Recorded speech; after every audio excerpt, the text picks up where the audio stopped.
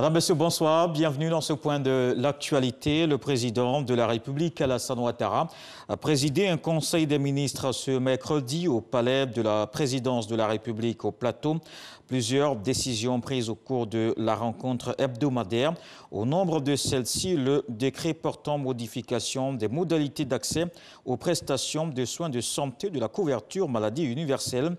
On écoute le porte-parole du gouvernement, Sidi Tiemoko Touré.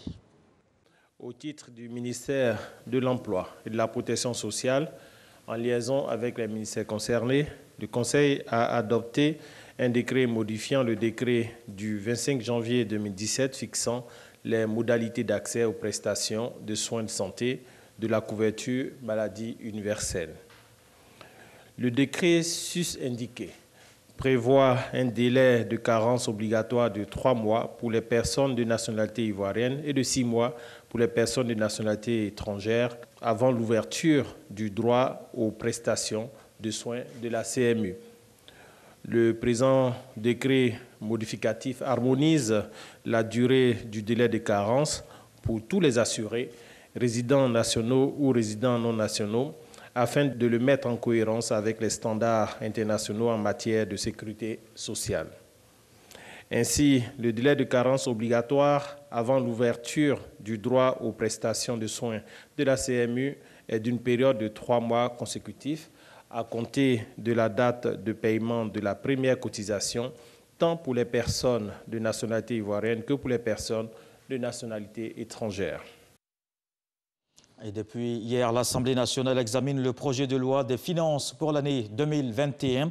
Pour la deuxième journée, les ministères de l'économie, du budget, du plan et du développement, ainsi que de la fonction publique, étaient devant les membres de la Commission des affaires économiques et financières. À tour de rôle, ils ont présenté leur programme ainsi que la dotation budgétaire afférente, ce que les députés ont adopté à l'unanimité.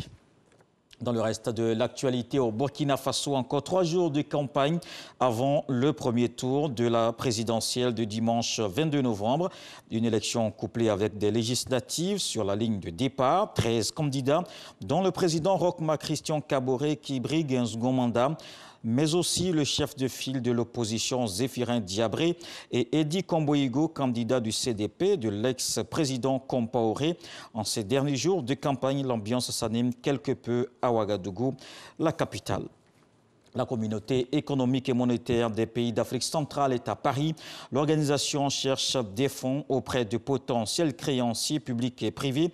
Lors d'une table ronde de 2 jours, la CEMAC en a obtenu 3,8 milliards d'euros. Cette région de l'Afrique s'est dotée d'un programme économique régional qui a pour objectif d'impulser la croissance dans la zone d'ici à 2025. Il comprend 84 projets.